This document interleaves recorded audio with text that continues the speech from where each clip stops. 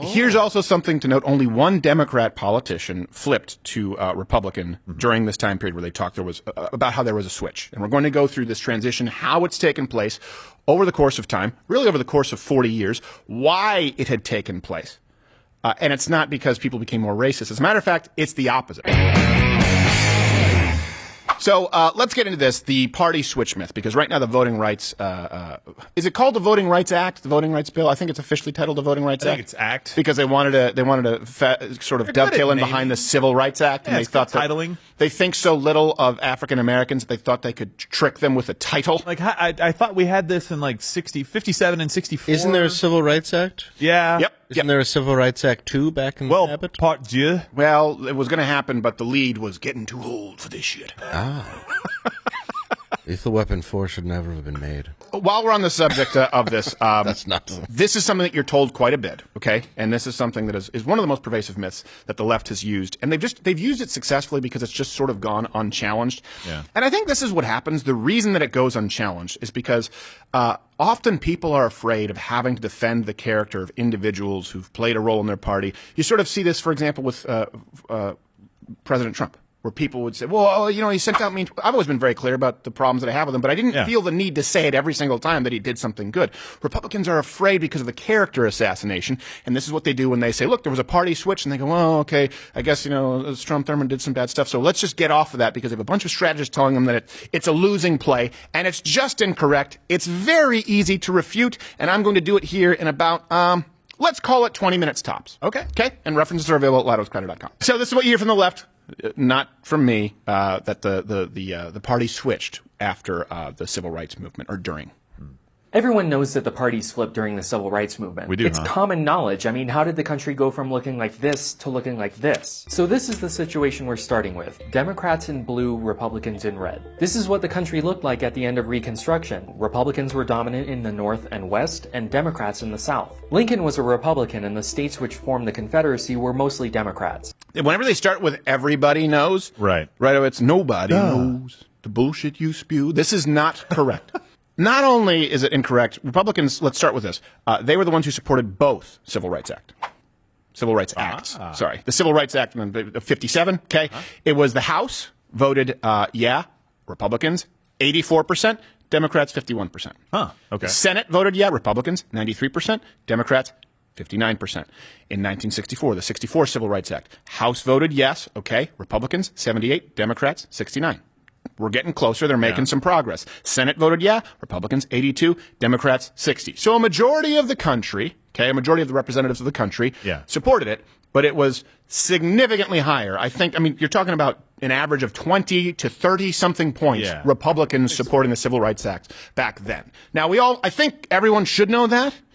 But, of course, they're going to try and argue it switched since then. That's the argument that they try and make. Right. Here's also something to note. Only one Democrat politician flipped to Republican during this time period where they talked about how there was a switch. And we're going to go through this transition, how it's taken place over the course of time, really over the course of 40 years, why it had taken place.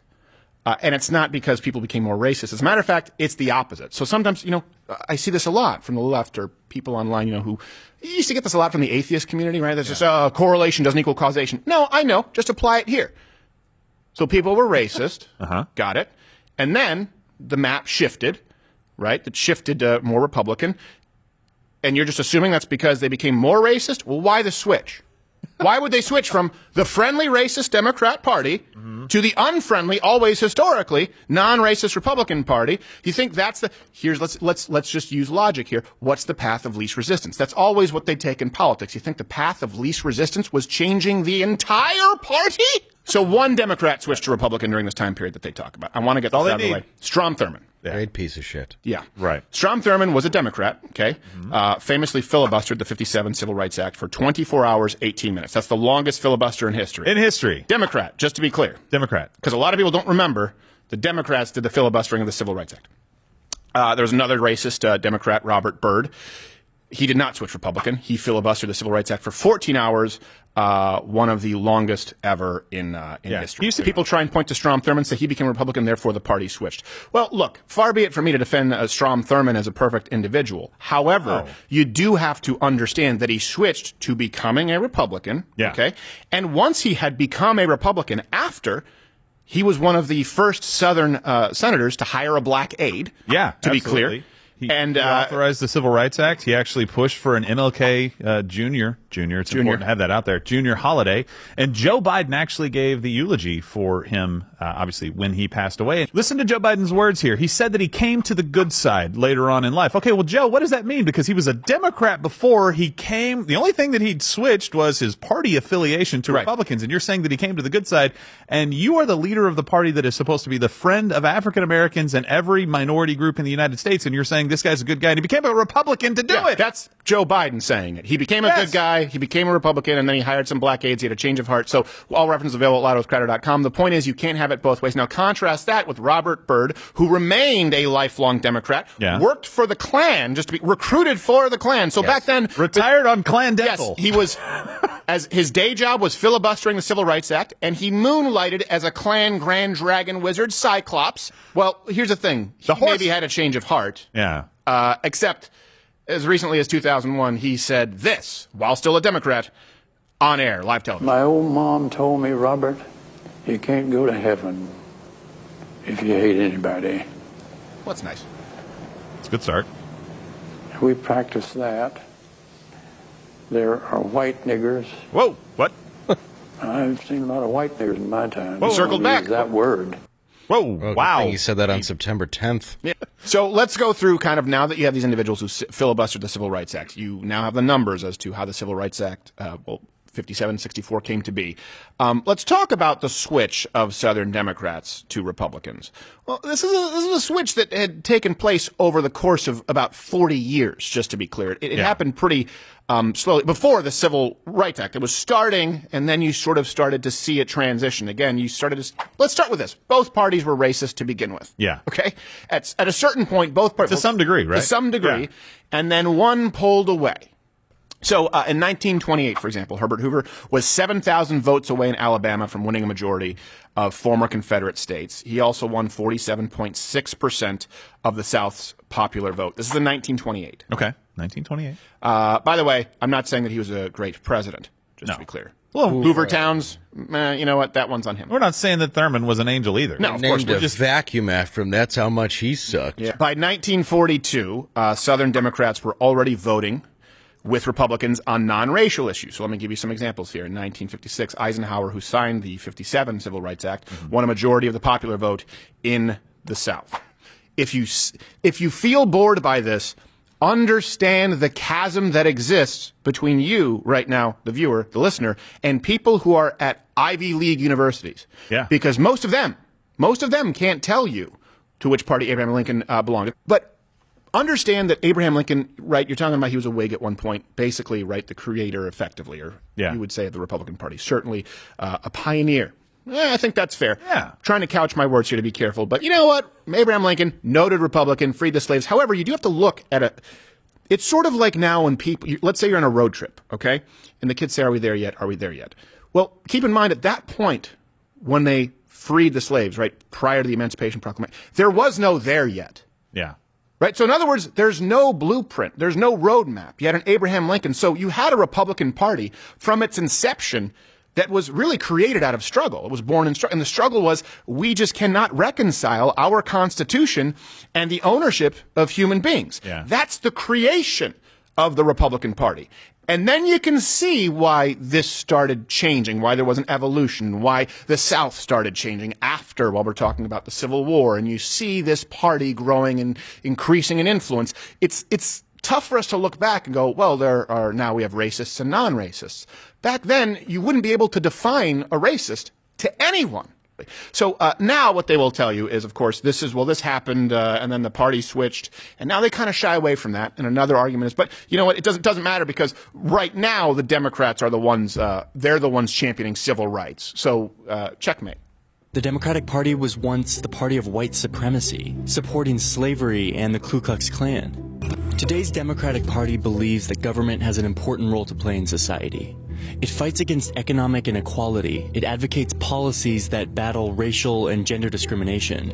Must you be gay to work for Vox? And why does it have to be gender? You're talking about race. Like racial and gender discrimination. We're piggybacking off that one. Okay.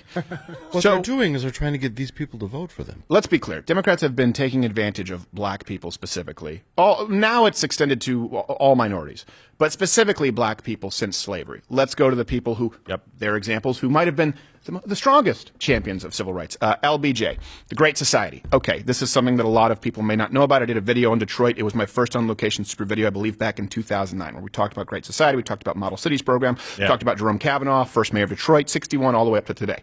Now, the Great Society incentivized and increased the number of single-parent households. You've heard the term baby mama. This goes back to Great Society. There was a financial incentive to not be married, to not have a father in the household. This created a massive welfare state, kept people more reliant on government aid. It de-incentivized work. And now, of course, we take that to today, where you look at that. Okay, let's call that soft bigotry. And we'll get to the hard bigotry of LBJ in a second. Of that. You thought Robert Byrd was bad. But the soft bigotry was, hey, you know what? If you vote for us, we'll give you 2 checks. Hey, if you vote for us, we'll give you more. We'll create this massive welfare state. Hey, but just don't get married.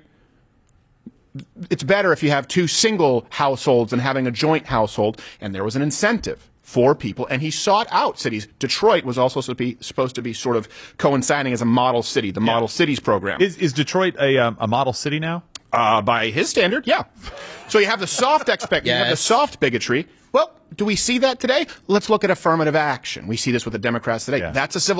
That's championing civil rights by saying black people are so incapable of getting into university that we need to create a quota. And by the way, keep Asians out.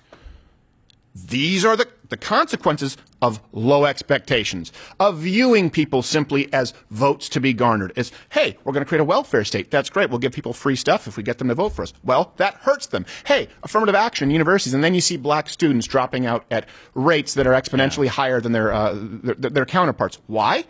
Because you've set them up to fail, but you sure get to pat yourself on the back. What else do we have? Voter ID. Well, here's another example. So I can't think of an example in my lifetime that is more of a backhanded insult than saying that black people can't procure identification. Yeah. That's the basis of the new Voting Rights Act. It's black people shouldn't have to have ID. It hurts minorities. How? Can you think of an example of privileged white pricks speaking for black people more clearly than today? And black people don't agree, just to be clear. 73% do not agree. It's not even close.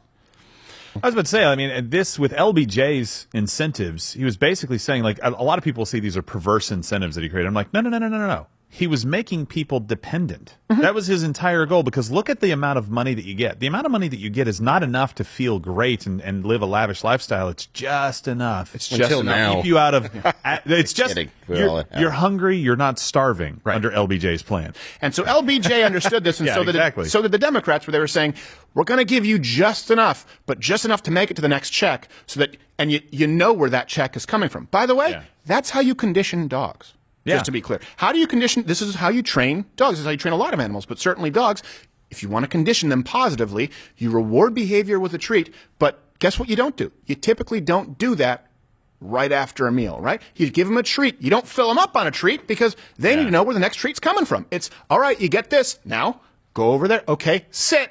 You get this treat. I know it's not enough. You're not starving. You have enough, but okay, now lay down. No treat. Yeah. Here's a check. No, wait, hold on a second. Make sure, are you voting right? Okay, here's another one, but just enough. Okay, here's a welfare state. Okay, here are EBT cards. Okay, this is how it works. This is how you condition people to become Here's rent dependent. control. And by the way, this is not a new theory, right? This is written down in Proverbs in Scripture. If a man does not work, he does not eat. And it paraphrases basically to say, let his belly be his guide. When he's hungry enough, he'll get up and go work so that he can eat. So here's also LBJ. That's the soft racism. And you see it through policy. And I hate that term, but that's the term that we're sort of using here, because it's a term that I know that you're probably more familiar with. It's soft when it's not hard. Right. Here's the hard racism from LBJ. These are LBJ quotes. These Negroes getting pretty uppity these days, and that's a problem for us. Here's another quote. Now, we've got to do something about this. We've got to give them a little something, just enough to quiet them down, not enough to make a difference. And I want to give you another quote because this is something back when, ladowscreditor.com, and now you can see the references there, but back when we were mainly writing articles before this show was the size that it was. A big part of what we did was writing daily articles. And it was tough to find a source for this quote from LBJ. This had been circulating around. And so we ended up doing a story, I think a long time ago, on Snopes not fact-checking this horrible quote that you're about to hear from LBJ, not saying it's false, but doing everything in their power to avoid acknowledging that it's true. Because, again, these quotes from these historians that you just heard, no one doubts them. Okay, who presented these quotes? These people are legitimate. You have Robert Kressler, right? These are the previous quotes. Yep. Okay, and Snopes like, okay, this was said. Now, Snopes wrote the following quote as unproven, even though the other ones we know are true from the same sources. Robert Kressler wrote that, and it says, I'll have them N-words voting Democrat for 200 years. I would quote accurately, but I'm not Robert Byrd, so I can't get away with it. I'm so happy you didn't. Now, the Snopes rationale for fact-checking this quote, to be clear, they didn't say it was false. Right, yeah. But they can't prove that it was true. This is their rationale. It says, circling back to the quote which we started, it wouldn't have been entirely out of character for LBJ to have said something like, I'll have those N-words voting Democratic for 200 years. But on balance, we have to question its authenticity. Now, keep in mind, this is the same Snopes that said Ilhan Omar did not marry her brother. Sorry, unproven. Here's another argument that they make that Lincoln would have been a Democrat today, right? You hear this a lot. You'll see it at HuffPo. References available at ladowscreditor.com. Of course, I say that this is incorrect, but don't take my word for it. Party of Abraham Lincoln. Don't ever, I say it all the time. Everyone thinks that Abraham Lincoln was a Democrat. No. Abraham Lincoln was a great Republican. If the party switched from Abraham Lincoln, okay, the acknowledgement, right, the premise from the left is Abraham Lincoln, Republican, freed the slaves, but then it switched. Why would today's racist party be clamoring to continually identify themselves with Abraham Lincoln? Why would Donald Trump say, in other words, if you believe that Donald Trump is a politician, right, who just wants to say what people want to hear, why is the current Republican assuming that all other current Republicans like the Republican who freed the slaves? It would be a losing strategy if he was saying it to a room of racists. Does that make sense? He would be booed. Yeah. And jeered. So, and Trump does have a point, though, that they often try to claim, the left. They try to, a lot of people believe this. This was, I think, back in 2009. And just to be clear, I hate the kind of jaywalking gotcha stuff because you can do that with anybody. However, the context here was I never planned on doing a video asking the party of Abraham Lincoln. Yeah. It came up, this is before the term virtue signaling existed, okay? It came up because I asked people who their favorite president was, and everyone, well, most people invariably answered Abraham Lincoln. Yeah. And so it was a simple follow-up. It was like, okay, to which party do you belong? And then they couldn't answer. These are current students at Berkeley, or as the left refers to you, their best and brightest. Abe Lincoln was easily the most popular. Naming the party of the old dude with the beard and hat, a little more daunting. And to what party did Abraham Lincoln belong? Whig?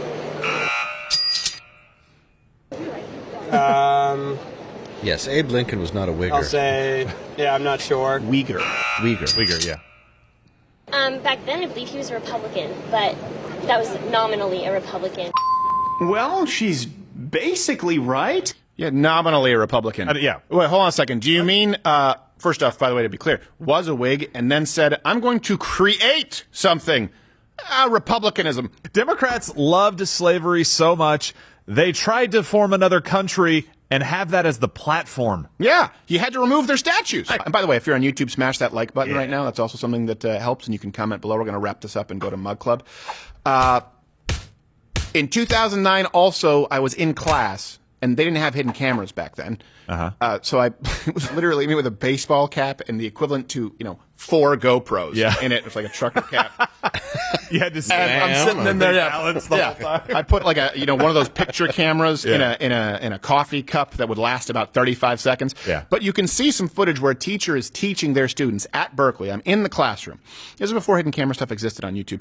Teaching them that we, meaning Americans, went into the old world and captured and enslaved people and took them to the new world. And I asked her just a simple question. This was in a big class. And back then I looked young enough, right, Dave? So You did. I asked the professor, I said, hey, yeah, how many of these slaves in the United States were, as you said, stolen, captured versus sold and purchased, sold into slavery from the old world? She said, that's a very good question. Teaching the class. And I don't know the answer to that. Well, it's the lowest number you'll see is 80%, and it's as high as 95, depending on the estimates that you use. Lincoln, let's go back to Lincoln, and we'll close it with this. He was a firm believer in personal liberty and the Constitution. Let me read you some quotes. And it's ironic that I'm using Snopes now. He said, in all that the people can individually do as well for themselves, government ought not to interfere. We the people are the rightful masters of both Congress and the courts, not to overthrow the Constitution, but to overthrow the men who pervert the Constitution. Yeah. So this is what I want to leave you with. The shift in the South was something, and it's so funny because I often encourage being reductive. I encourage you to be able to... There's an old saying, I don't remember who said it, so this is not I can't remember the name of who said it. There's an old saying that if you can't explain, if you can't give your pitch, if you can't explain the concept, make your case in 30 seconds or less, you have no business making it. So I think it's important, I think it's a valuable skill, not to take simple topics and make them complicated, but to take complicated topics and make them simple. Why? I believe that any skill, I think this is the difference between sort of virtue signaling and reading your resume versus an actual skill. Comparing, for example, trade schools versus a gender studies degree. How do you say one is a value? It benefits others, right? A useless skill or a useless degree, or in this case, a useless gift where people want to pretend to be, let's say, hyperly intelligent. It's a gift for yourself. If you can take a simple topic and make it complicated so fewer people understand it and then use the term nuance to cover your tracks, you're not helping anybody. A valuable skill is somebody really, really smart who's able to take it and boil it down. So ironically, as someone who says there's nothing wrong with being reductive, I actually value that skill more than creating something or making it more complex than it needs to be. In this situation, look, the transition of the South to Republican took place over a long period of time. It took place over a long series of issues. And I encourage you to go check all references, again, at the website. The link is in the description. However, so it is more nuanced. But to simplify it, Republican Party was created to end slavery. That's a big reason for it. Not the only reason, but the Republican Party was born out of, inner turmoil, conflict. I sounded like a Southerner. Oil. What do you mean, oil? No. It was born out of conflict. It was born out of struggle. It was born out of a conscience of, look, we cannot do this. We can't keep people as property and then talk about property rights and talk about individual rights. That's how it was created. That was the reason that it existed. And you look through history, they supported civil rights. You see that. And then today, you still see Democrats enacting legislatively the kind of soft bigotry of low expectations that you saw from LBJ, that you saw a long time ago. And today, you still have Donald Trump. You still have Ron DeSantis. You still have today's Republicans invoking Abraham Lincoln. So they were anti-slavery, they were anti-racist back then, and the people today still want to have him on their money and get his endorsement. There's a lot that happened in between.